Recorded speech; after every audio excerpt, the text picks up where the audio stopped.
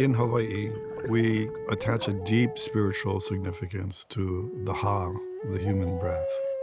For us, it's more than a biological function. It's a beautiful mystery. It signifies spirit, love, and connection to the divine. What is the very first thing you did on this planet? The answer is ha, you inhaled. And what is the last thing we do on this planet?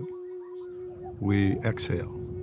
And in that sacred moment of that last exhalation, we release the soul to the universe. And maybe the soul begins a different journey.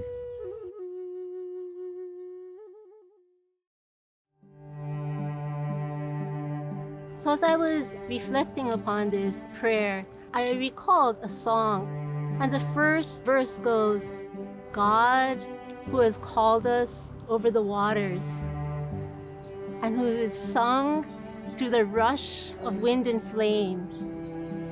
And by the love you have called us sons and daughters. Make us people of the waters and of your name. And for me, that just tied it in. When we come together, all religions have something to do with the breath.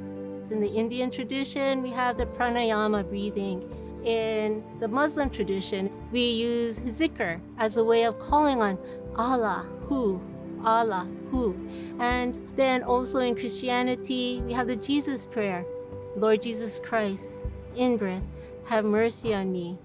In Buddhism too, then with mindfulness meditation, breathing in, I calm body and mind. Breathing out, I smile. So we can see then in many traditions how important the breath is and how it can then be a sacred connector. I think sometimes we forget in humanity, especially with religious division, that we all have a heart. And the heart needs nourishing. The heart needs washing over sometimes.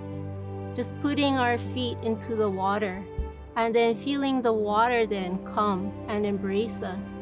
Everyone together, feeling that unconditional love and embrace. You are the breath of life. You are the hope for the hopeless. Come and fill us with your light and peace.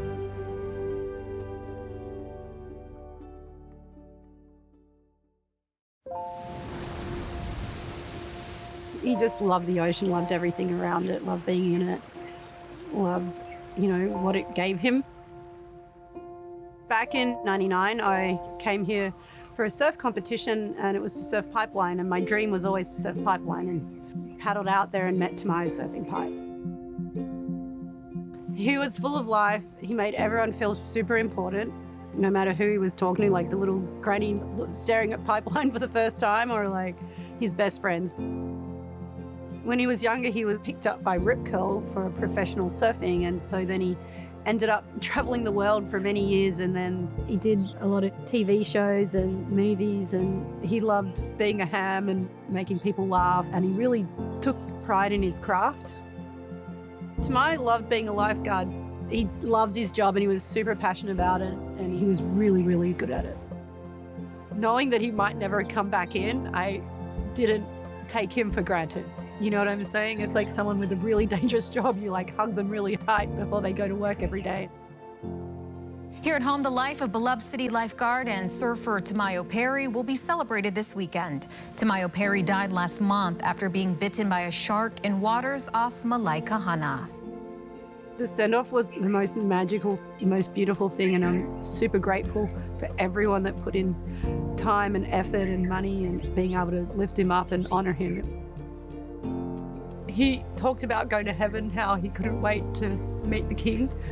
I always say I had a million beautiful goodbyes before he passed. I felt so honored to be able to spend the time I did with him, and it was really beautiful, and I didn't take it for granted.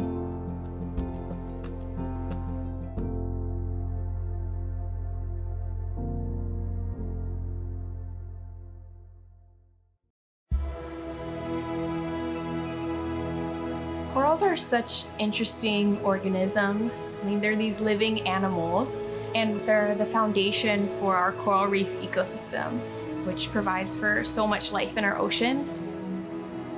Coral reefs around the world are facing a lot of threats, and including our corals here in Hawaii. Because our reefs are so close to shore, they can be really vulnerable to things like pollution or sedimentation that's coming from runoff. There's also physical impacts like stepping on the coral or vessels that physically damage the coral. Corals in Hawaii are also facing warmer waters, and a lot of times a lot of the coral will die, and so it's really difficult for them to battle so many threats at once. This is one of the state's coral nurseries, and we're focused on taking pieces of coral and growing them up bigger and faster than they would grow naturally, so that when there's areas that need restoration or that have been damaged, we can plant them back out onto the reef to help restore those areas to their natural state. A lot of our corals are only found here in Hawaii, and some of them are only found on one island. If something happens to their native wild population, then we have a backup. We have a bank of them here, and we can use them to restore that population. Coral is really important as an ancestor organism, and in the Kumalupo, it's one of the first organisms created, and from it comes all these other ocean organisms like the honu, the turtles, you can have the monk seals, to the tiniest plankton that provide the oxygen and the air that we breathe. Everything in the ocean and the land and us as humans is all interconnected.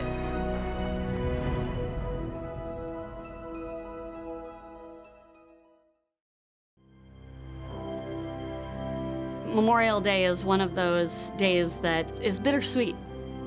It's an amazing remembrance of friends, of soldiers, of families that have made the ultimate sacrifice. And it can be a very difficult day. Each and every person who raised their hand and took an oath to defend our nation did it knowing those risks. I think about so many people from these islands who have been part of the American military. And it's such an incredibly rich tradition here, and there's so many veterans across the islands. One of the things that I find very special about here in Hawaii is the way that we put our arms around one another. Whether it's a ceremony like this, whether it's a paddle out, whether it's with greeting one another, the aloha that so many of our soldiers feel here, it really does surround us and just wrap us in love. My grandmother, she made me a needlepoint that said, "American soldiers do what they do, not because they hate what's in front of them, but because they love what's behind them." And I think that's really the why for all of us. I don't think that any soldier longs for war. We long for peace, perhaps more than anyone else. But we're willing to do whatever it takes to ensure that our nation's defended and that our families can be free.